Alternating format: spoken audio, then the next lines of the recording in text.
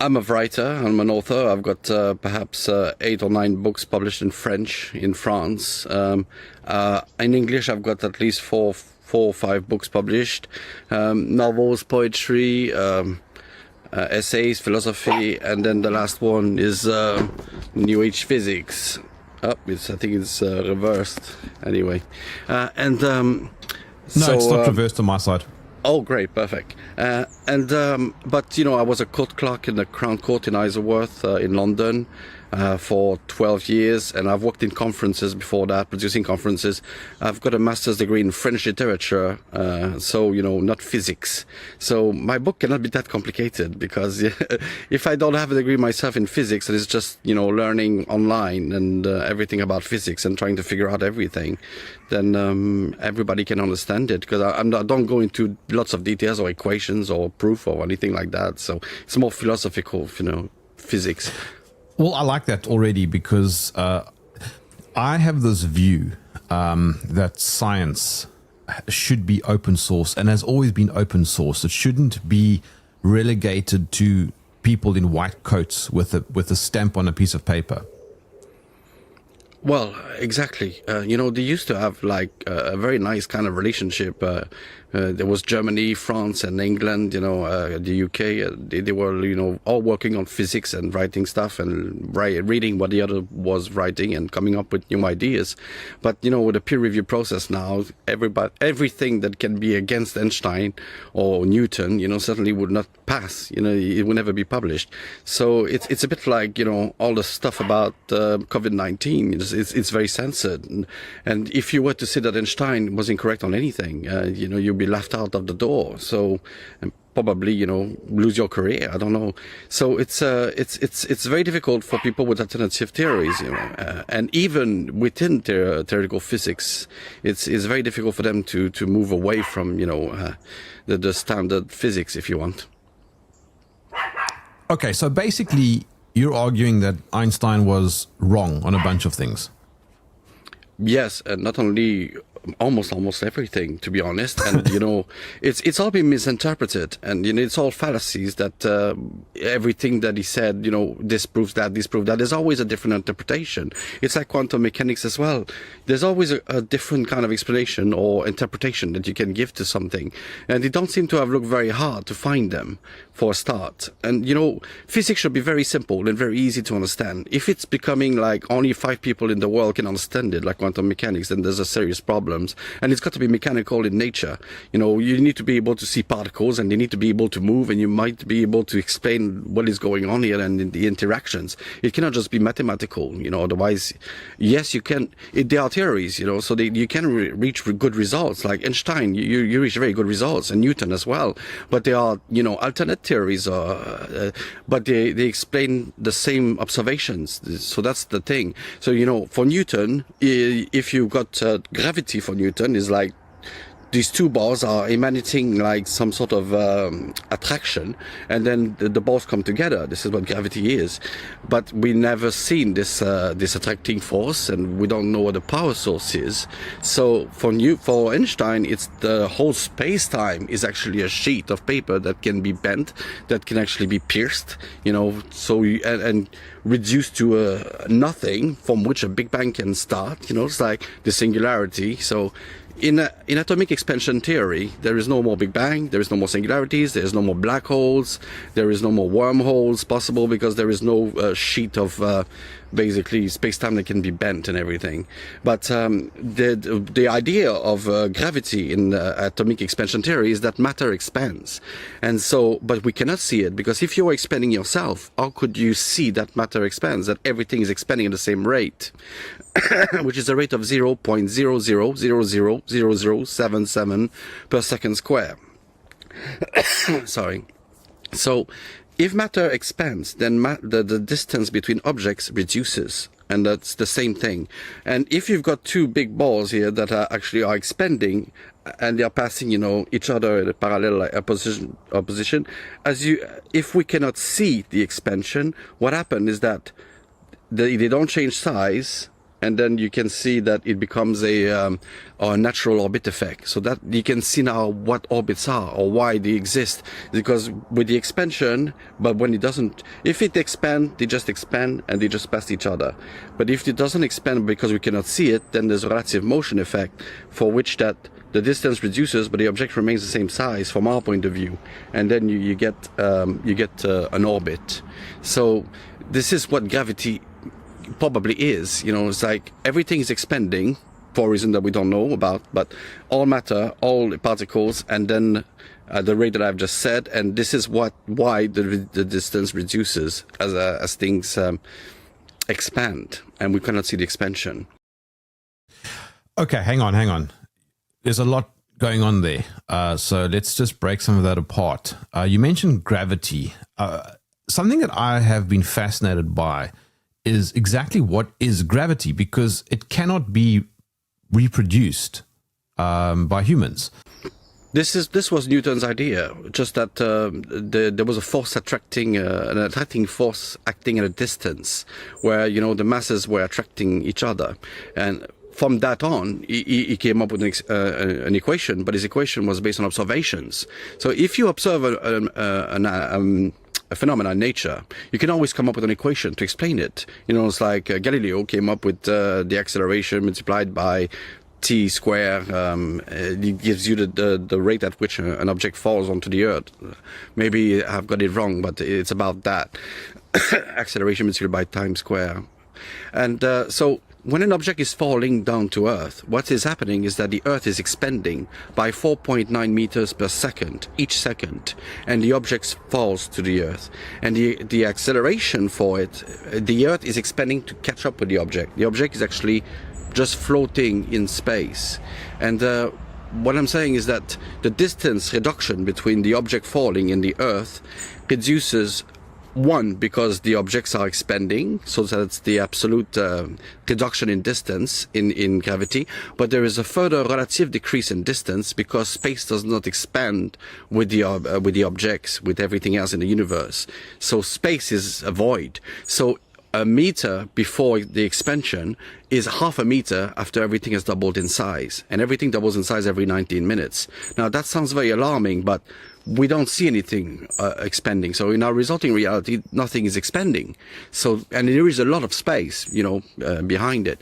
But so this relative decrease in distance, because space doesn't expand with everything else, if you're going 30 miles away in space, and it takes you 19 minutes to get there, by the time you get there, there's only 15 meters of space, or kilometers, or whatever.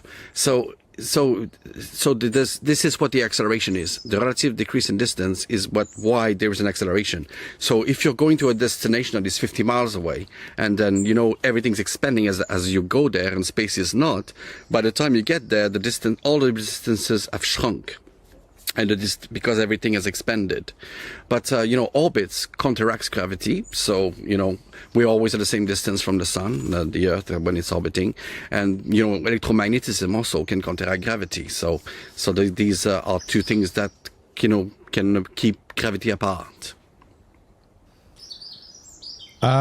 This expansion idea, if you can't observe it, how do you know that everything is expanding? It's a theory, but there are proof, I don't know.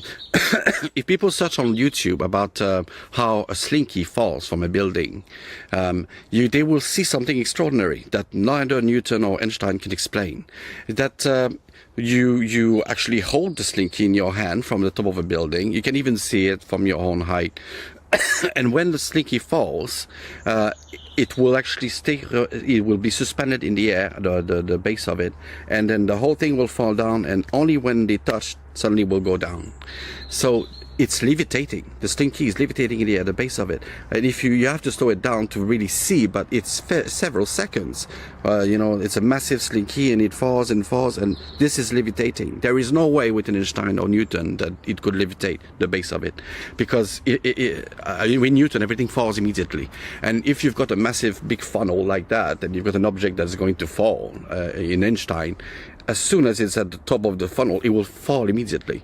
So the only explanation for this this is that when you have a slinky and you let go, or a spring, both ends comes back together. You know, there is not one that stays there without moving and the other one coming down and then fall off. So what's happening is that the base of the slinky is moving up while the top is going down, and then it's because the Earth is expanding at the same rate that the base is going up. So you can see that the base of the slinky is going up, but you can't see it because the Earth is expanding with it. And the stretch of the slinky was because of the expansion of the Earth in the first place, because you were holding it, the stretch, you know, while you were being pushed up by the Earth and the slinky was coming down. So that's one proof. Another proof is that the Pioneer anomalies, I don't know if you're aware, the spacecraft that have left the solar systems. You know, as long as something is in orbit around the sun, you know, you cannot see any difference because everything expands at the same rate, and the orbits of the planets also expand, you know, in a spiral, you know, and so you cannot see this. But if you don't have something that is orbiting like the Pioneer anomalies, the Pioneer spacecraft, they start decelerating. And they're decelerating, they've called that the anomaly, and they have actually proposed some solutions, but none of them are very credible, like gas leak or something. It's because the solar system is expanding towards it. And because the solar system is expanding, it's actually reducing in distance. And in reality, it's not reducing in distance. It is going at exactly the same space, but it's a relative effect that makes it really decelerate as the solar system is expanding. There are other proofs like that involving springs and things. So, you know, you come up with theories, and then the ones that can explain everything is actually the one that you should adopt. And to be honest with you, it explains everything in physics. Just the expansion of matter and the contraction of matter as well explains everything.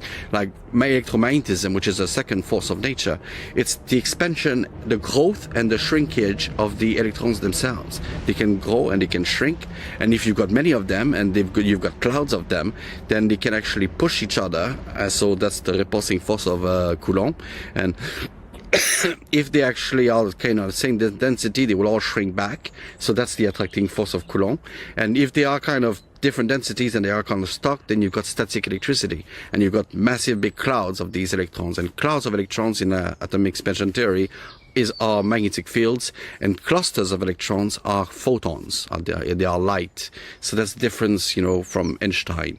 So photons are no longer kind of intangible particles, you know, made of energy. They are actually clusters of electrons, and the size of them defines their wavelength and their colors, and if they are, you know, heat, light, or visible light, or ultraviolet, or X-rays.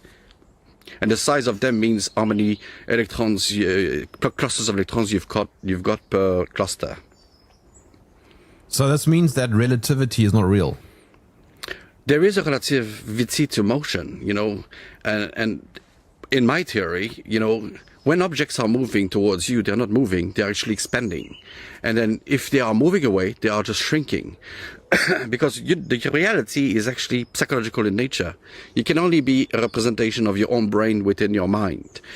And you receive signals, you know, made of, you know, electrical signals or electromagnetic signals, and then it gets into your eyes, and then you can actually represent reality in your mind.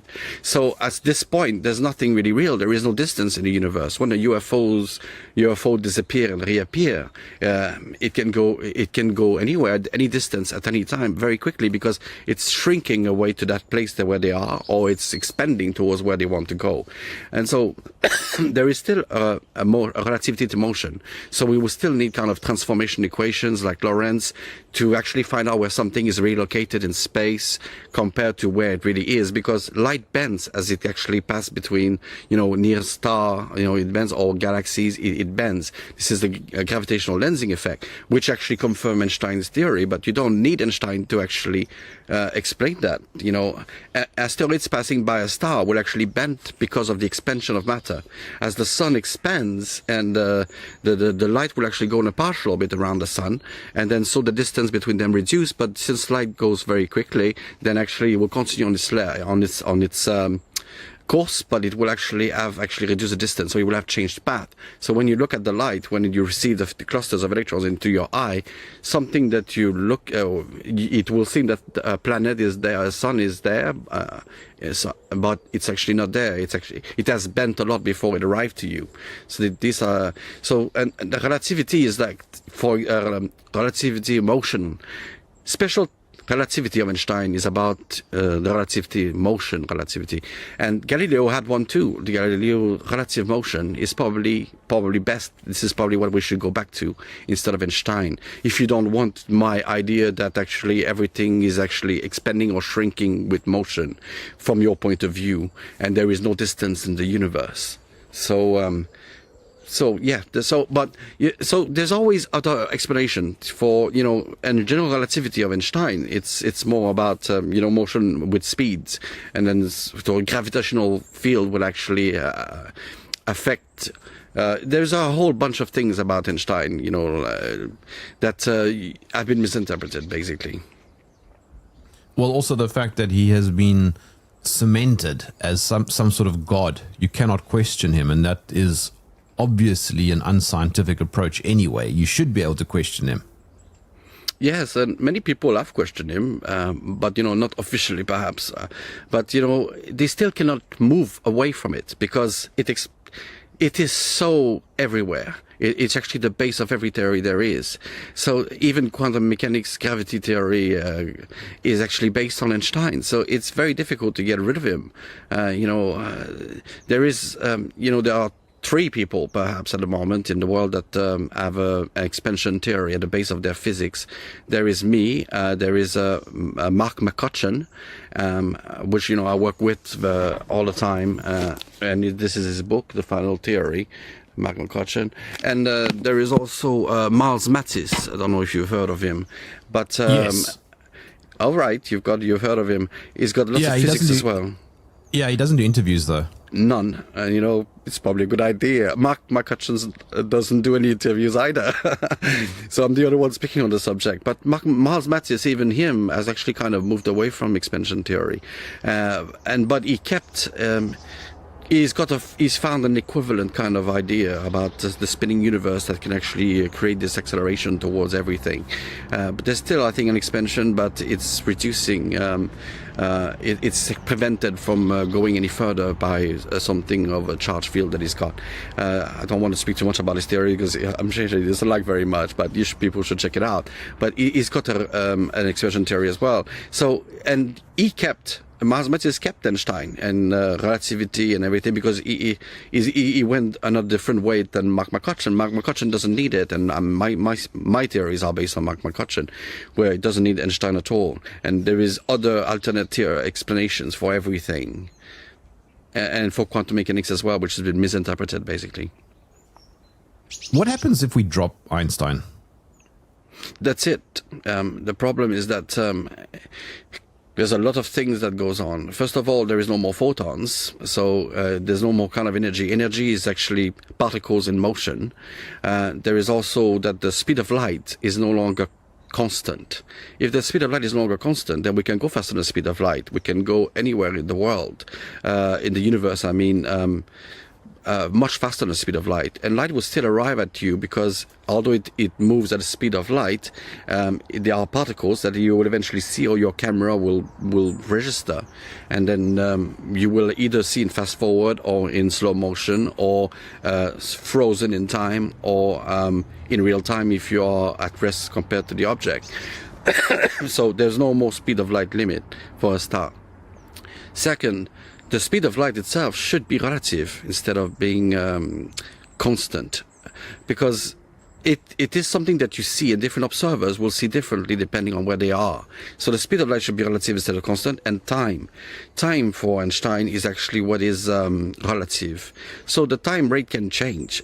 So not anymore. The time is constant everywhere, here on Earth, in space, and also in all dimensions, if you want. So if time is now constant, then there's a big difference from the point of view of Einstein. And there are also, since the speed of light is now relative, it can accelerate. When asteroids goes around the sun and they actually enter into a partial orbit, there's a slingshot effect, which is a relative motion effect due to the expansion of matter, and So light has got the same thing, so it will accelerate. But on Earth, we will not see this that clearly because it's also slowed down by a lot of particles that it meets along the way, like our atmosphere. So we may always measure the speed of light to be c, which is about 300,000 kilometers an hour. But I think that you will find that in space, probably the speed of light is accelerating a lot, a great deal. But the original speed of light, which is most of it, comes from when they are ejected out of the atom. This is most of their speed, and at that point, then they are subject to gravity. This would also mean that there'd be no singularities, no Big Bang, no black holes, no wormholes. So this idea of a black hole was not generally accepted at the time. It was really actually there was a lot of opposition, there were lots of alternatives, and if Einstein goes, then there is no more singularities. At some point, there was no Big Bang where out of nothing came the whole universe. Anyway, they cannot find a central point for it in the first place. The further we look into space, even if it's 14 million light years away, billions light years away, we still find old galaxies. So, and the idea of the Big Bang should go, and in expansion theory we don't have the Big Bang, and so there are three options: either the universe always existed as it is, or there was a creation event, and the creation event could be a computer simulation, or it could be God thinking something. Our brain is like a biological computer, if you want. So if I can think something, if I went in prison for 20 years and the only thing I had in solitary confinement was my mind, I would perhaps try to create the Earth and everyone on it and identify a few people. There will be non-playing characters, but there will be a few that will follow and things. I can think up something like that. So a God could have created something like that. And if we are within a simulation, if I can do that myself, a God within a simulation could also do that. But so either someone thought this reality into the universe into existence, or it's a computer simulation, or it was always there. And even if it's a computer simulation, or even if it's a God creation, there could have been an evolution, because you can actually, when you create something, you can say, okay, I want all the signs that there was an evolution. I want all the signs that billions of years have passed, even if the world has been created this morning when you woke up, or for I don't know how long ago, more recently than you think. You can create the world as it is, and there's always a past, even the past doesn't exist. When you dream something, there is a past. You are in a situation, probably at work or something, and you interact with people, and you remember things that happened before that event in your dream. So there is a past that exists there that you never lived. So reality might be very similar, and the past might never have been, even though it was a creation event. So I don't know which option it is in those three, but they are all possible. The possibility of a computer simulation is certainly very high.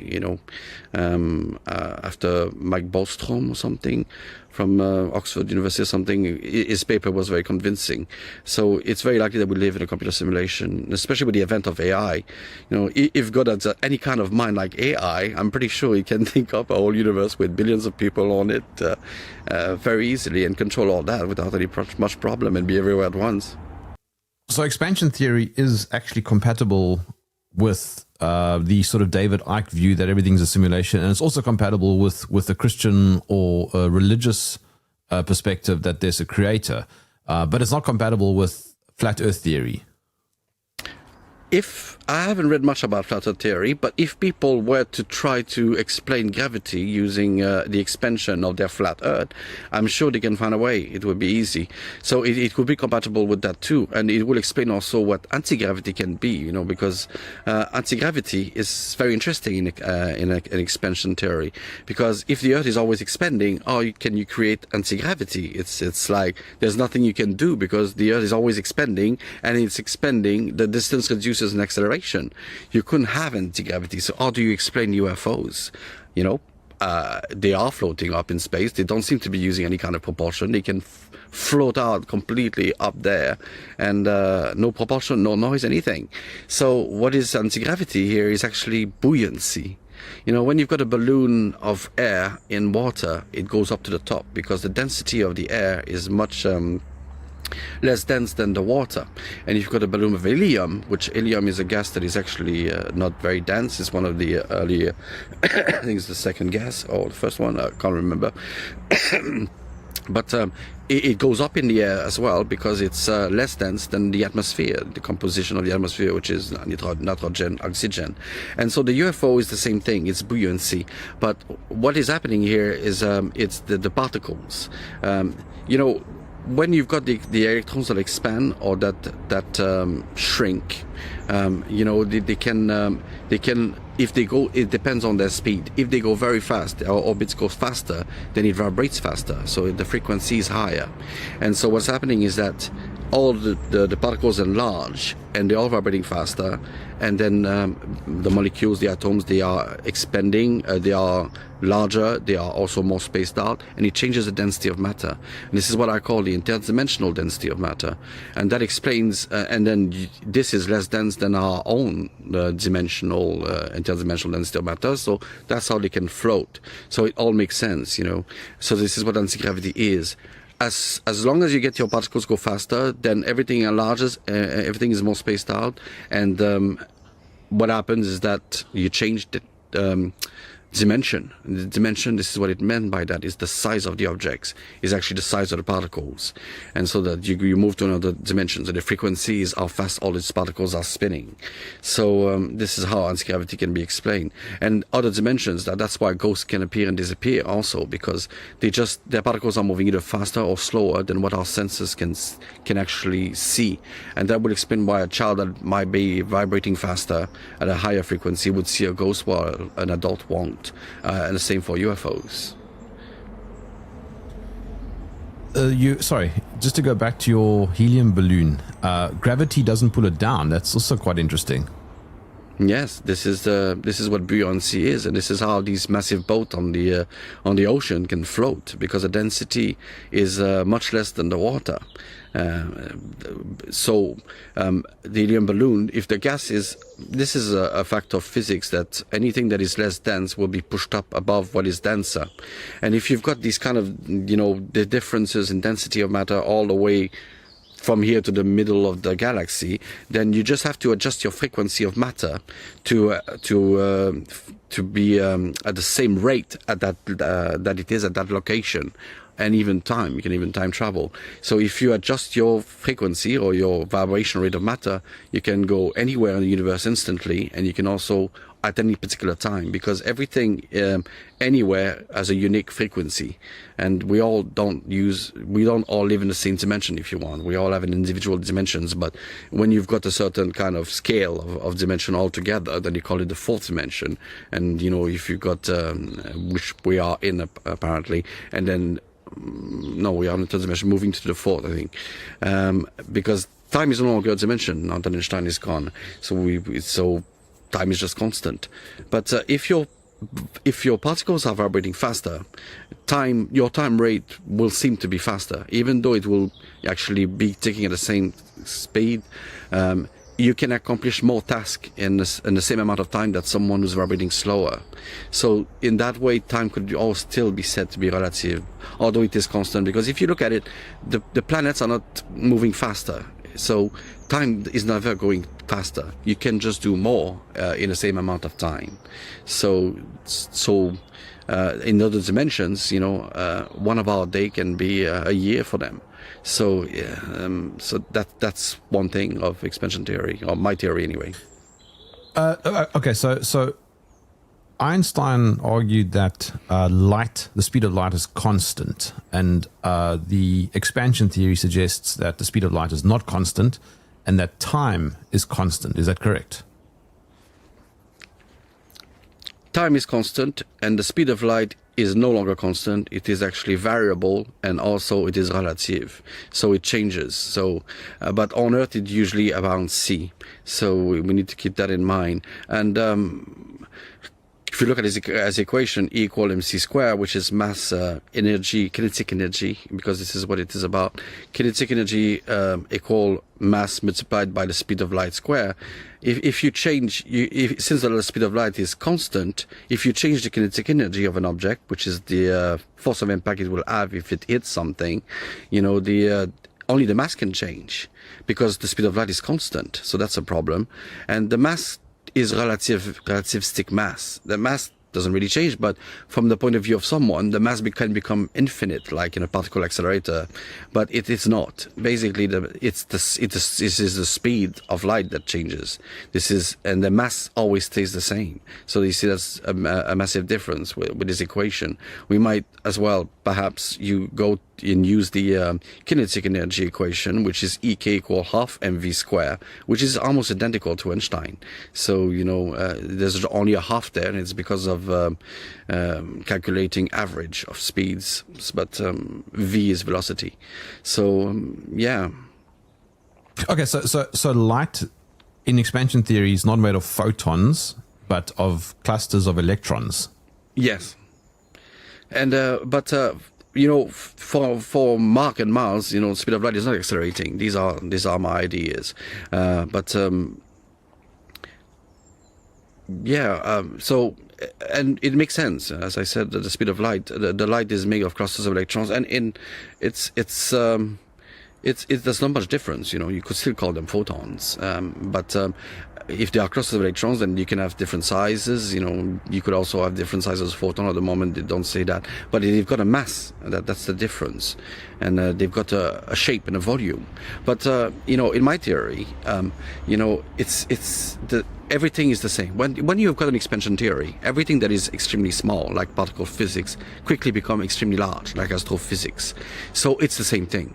So an electron is actually a solar system. They are the same. So you've got a nucleus, which is the sun, and you've got planets that orbits that sun. And so I've called them neutrinos in the electron. So you've got a superneutrino as a sun, you've got neutrinos as planets, and you've got some neutrinos as moons. So you can imagine that an electron is exactly like a solar system. And so when electrons are interacting together, it's like other solar system interacting together. We will find probably other planets orbiting very far from our known 8 planets, where actually connects us to other solar systems. And together they form, larger particles, such as neutrons, protons within, an atom. And those are basically just a collection of solar systems interconnected together. And the galaxy itself is actually an atom. So an atom is made of electrons, like a galaxy is made of solar systems. And then you've got a molecule after that. So the molecules are made of atoms, interconnected together by electrons. So at a larger scale, you've got galaxies interconnected together by orbiting solar systems. And so you've got cosmic molecules. So altogether, what we're looking at the moment, when we're looking at the night sky, it could be something. It might be alive, it might not be. It might be a rock, a fish, it might be God. We might be inside God. That will explain why he's everywhere. And from what I calculated, everything that we see in the night sky at the moment is about half the size of a cell. So if it was to be alive, we should be able to see patterns in the night sky of things that you would normally find in a cell, like DNA, RNA, organelle, things like that. So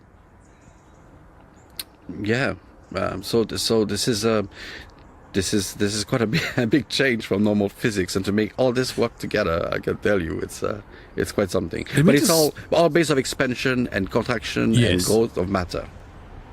Okay, so if everything in the universe is expanding and doubling in size every 19 minutes, including at a constant rate, including the universe, how is it that the Earth and Moon are not getting closer then? Because, as I said earlier, orbits is a way to counteract gravity, and orbits are, as I explained, it's all due to the geometry of expansion. So, Einstein, his theory was geometric in nature because the space was bent, space-time was bent, so it had to obey geometry. Newton's, it was like an attraction at a distance. You've got vector forces.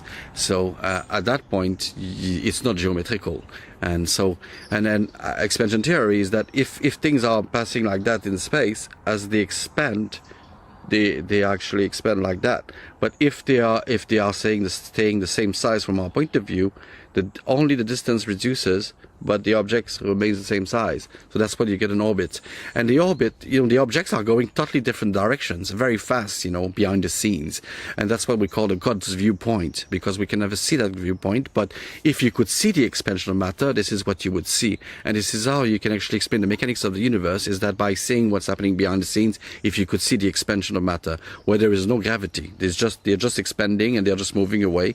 But when, from our point of view, the resulting in reality, when we don't see the expansion, we see a natural orbit effect. And so that's why they actually orbit. And because if they are going into opposite directions, they are never going to collide.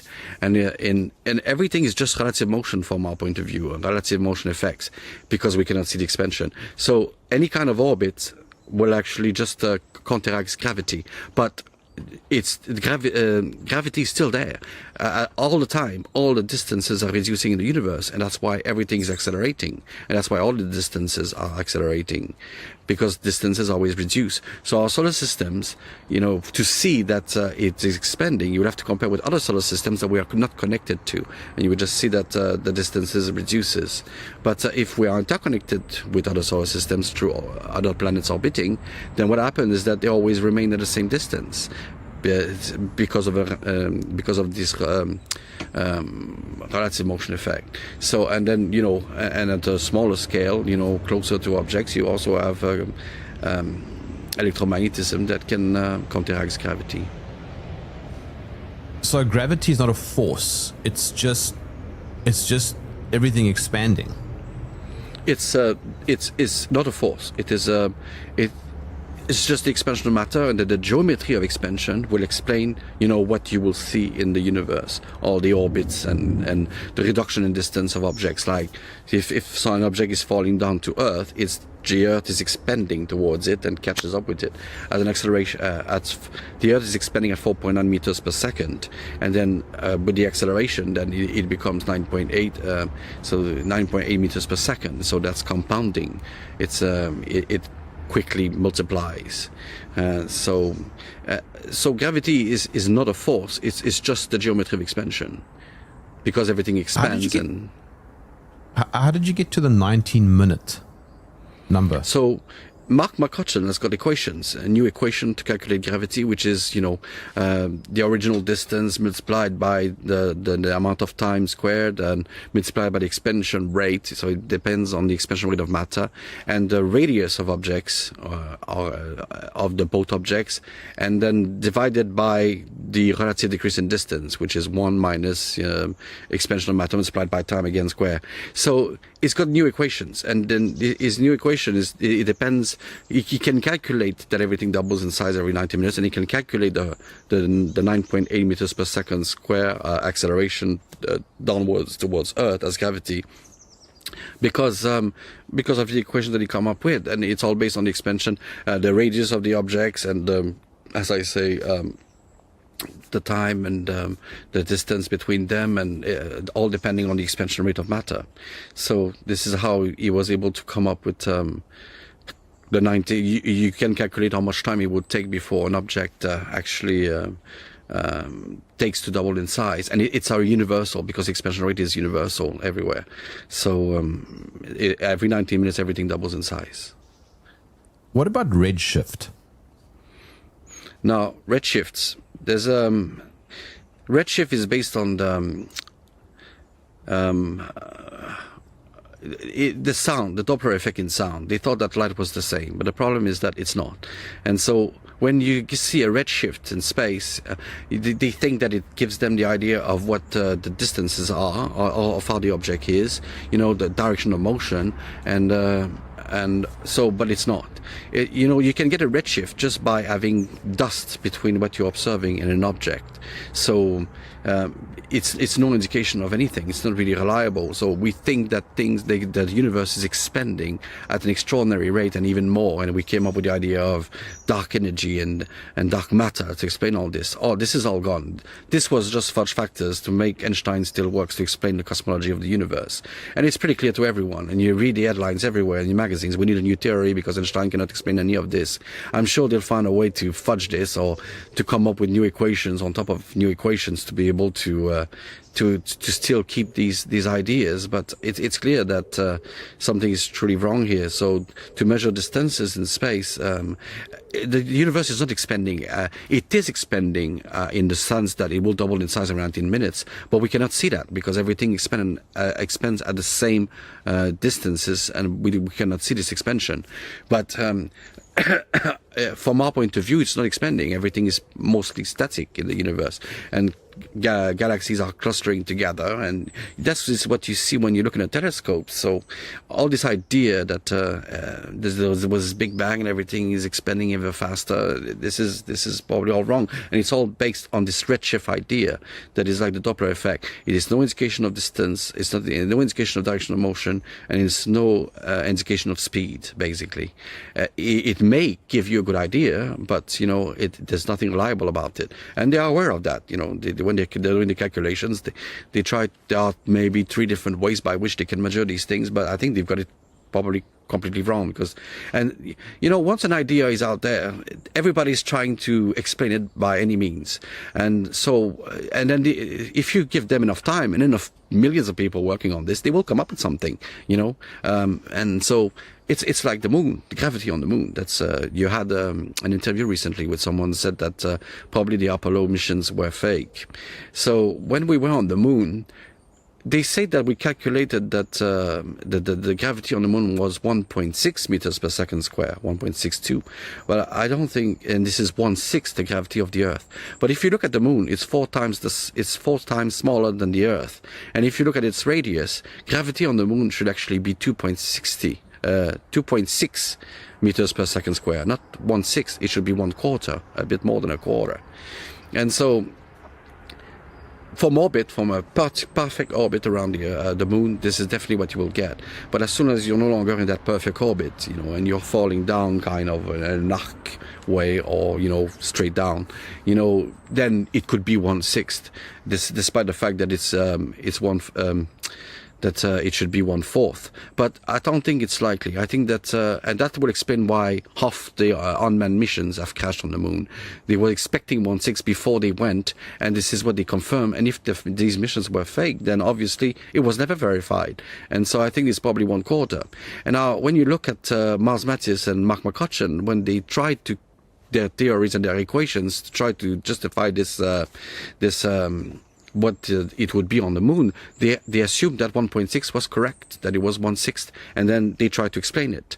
I think Mars explains it with his charge field, but Mark McCutcheon explains it by the fact that it's 1/6 on the near side, but it's actually 1/3 on the hidden side, because the density of the moon is totally different. It's much more dense close to the Earth because of the original formation of the Earth-Moon system. So to altogether, added together, 1/3 and 1/6, and then a quarter at the edges, it gives you exactly that, 1/4 of the gravity of the Earth. And the Earth, the center of gravity is more towards the center, because the Earth was spinning at the time, but the moon was not spinning. We always see the same face of the moon. So definitely there is a degradation of density of matter. Gravity also, once you're on the ground, gravity is also when how you are being pushed up by the object itself. So the density of matter is important then. But I don't think there will be that much difference. I think that it's probably a quarter all around, maybe a bit less on our near side and a bit more on the other side, because gravity goes from the center of mass, and if it's nearer our side, then there will be more expansion towards of the matter towards where the other side of the moon is. But I think for Mars it's probably 1/6 all around, 1.6 meters per second square all around. I'm not sure, I'll have to double check that. People can check this on his website, but I think it's probably a quarter, but I can't be sure. Maybe the Apollo missions did happen. I can't be sure. What do you think? Do you think they did happen? To be honest, I don't know. If I had made a massive research on it, it's very difficult these days to say anything, because you need to research everything, and writing a book or two maybe. So I can't be sure, but very people are very convincing. Many people they are experts in their fields, and they've written all these things, and it will explain a lot, because it doesn't make any sense that gravity would be 1/6. Originally they thought it would be 1/6 because they had the wrong mass, and this is all because we use Newton's and in his equations, which are based on mass. But if everything is based on expansion, only the size counts. Gravity is like from surface to surface of expanding objects. It's no longer mass. And that's why they had a wrong mass and they had a wrong density as a result. So what happens is that they thought that the moon was much less dense than it is. But it doesn't make any sense. I think that probably the moon has got the same kind of density than the Earth, on not that much more. So even on the moon, I would have thought that it would be 1/4. So, but maybe the Chinese will verify it and tell us the truth. So what you're suggesting is that expansion theory is far more elegant in its explanation of everything. Elegant, that's a nice word to use for theories in physics, which is totally meaningless. It's like string theory has always been declared elegant. I don't know what's elegant about it. It's a nightmare. And it's not getting them any kind of solutions anytime soon. It's doomed. Okay, sorry. more I just said practical that. then. More pragmatic. Yeah, it's more mechanical in nature. So that's very important. If you've got a theory in physics, you've got to have these particles. You've got to be able to explain their interactions, and you've got to explain why things happen. It's like this natural orbit effect, for example, or gravity, distance is reducing, and you can visualize this because you can see the God's viewpoint behind the scenes, where you can see the expansion. And that's one perspective, the God's viewpoint. The second is what we see now resulting reality. But there's a third perspective, which is once you've seen the relative motion effects, what is really happening then at that point? Because for the moon to orbit the Earth, if they are expanding, we don't see this, and it looks like the orbit is very stable. But if the Earth is expanding, technically the moon is also expanding, and it's moving into enlarging spirals, and all the orbits in the solar systems as well. And this is why they are expanding, and that's why they double in size. These objects and all these orbits and all these systems. So there are different perspectives to help you to actually visualize exactly what is going on. So I don't know if it's if we could say that it's elegant, and I'm not sure any theory in physics is elegant, but does it make sense? And then is it easy to understand? Can a child understand it if he's 10 years old? Yeah, probably. If I take the time to explain, I'm pretty sure that they would. And much easier as well than an adult who actually knows about physics and Newton and Einstein, because then they get very confused. When I was a kid, for me, when I look at particle physics and when I look at astrophysics, they were the same. It was obviously the same. I just had to figure out how. And it took me a lifetime, and so to figure it out, but I have, it is the same thing.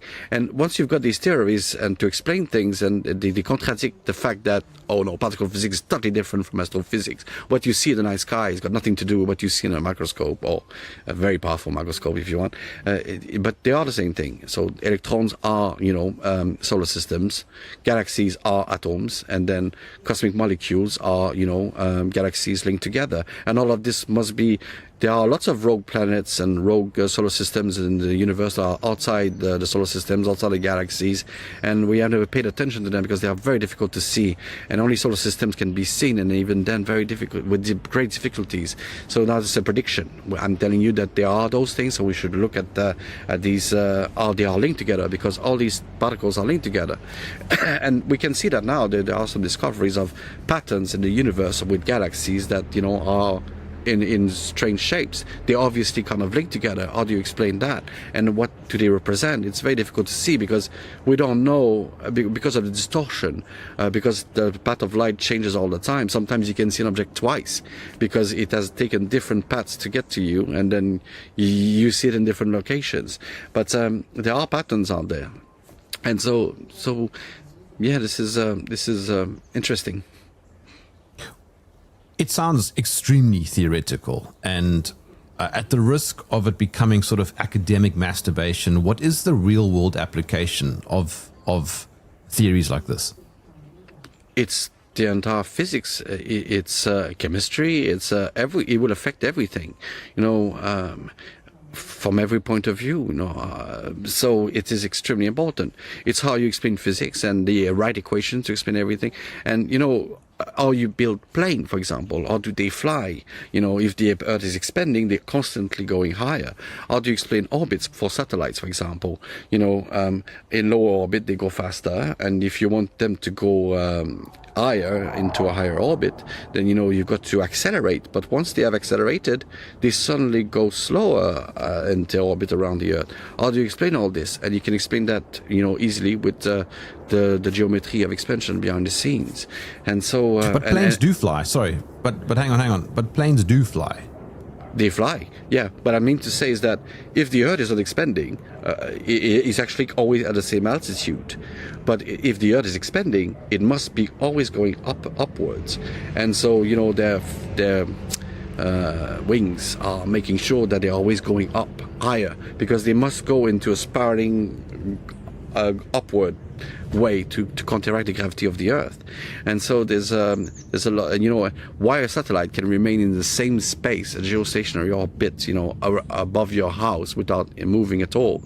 And this is also the expansion of matter. It is actually in orbit and it is moving, but it's in with the rotation of the Earth. And then so as the Earth expands and rotates, the satellite is probably moving in a completely straight line. The distance reduces, but they will always remain at the same place, and then you will have a natural orbit effect again, and then you can explain why actually it's at the same place. Otherwise, it's a total mystery. And so once you've got a better understanding of everything, like the speed of light might be accelerating, it changes everything from any kind of invention about energy, or because it's not just light, it's also, energy. It's magnetic fields and electrical fields. This is all what technology is about. And there could be a massive, big revolution. Like quantum entanglement is not exactly something that it's completely misunderstood. And mathematics says that they are not even interconnected. They are just synchronized like clocks, and they spin. And I think this is a very good explanation. But quantum entanglement can also be explained by the fact that if two particles are entangled, they are actually they are connected together by a big field of particles between them over long distances, and when one particles change, the other one as well. So there's a lot of different explanation. They're trying to build computers on this and lots of technology, so they better understand exactly what they're dealing with, you see. So it's crucial. And chemistry as well, it changes a lot of things. So and all science, I would have thought. What about vectors like wind? Vectors like Does wind expand also every 19 minutes? Wind. So if you look at wind, it's made of air molecules. So all the molecules are definitely expanding individually, all the particles. When you got a gas, it's very kind of chaotic. Everything is kind of spaced out, and it's vibrating faster. And but what is interesting about wind is that the air molecules are definitely expanding, but the Earth is expanding and in all directions around the Earth, and so that's what creates the pressure of the weather. So all the winds and all the atmosphere is being pushed out. And see, if you got mountains and if you got oceans or a different kind of geography down below, it will push the wind in certain directions, you see. So yes, the wind itself, very interesting questions. Does the molecules of the gases composing the wind are expanding, doubling in size around 10 minutes. But as I was saying, that the Earth is expanding in every directions, everywhere. This is why the atmosphere is not lost into space, and this is what creates the weather and the pressure and the problems, because of the different geography of the Earth, like mountains and oceans, or just normal hills. So it pushes the wind in different directions. How can I follow your work? So if people do a search on Substack or on Medium, I've got a lot of articles there. A lot of my chapters are free to be read, all the most important ones. Also, I've got a website, which is themarginal.com. The Marginal, so THEMARGINAL.com. So from there are links everywhere else. I'm not that I'm not that much on social media. I do have all the accounts, but I'm not using it. Otherwise, I wouldn't be doing any work. I don't know how Elon Musk does it. He's always, and Trump, you know, are they always tweeting? Do they do anything with their days? I don't know. I can't pronounce your name in your native language. I'm going to say Roland Tremblay. Thank you for joining me in the trenches. No, thank you very much. It was a pleasure.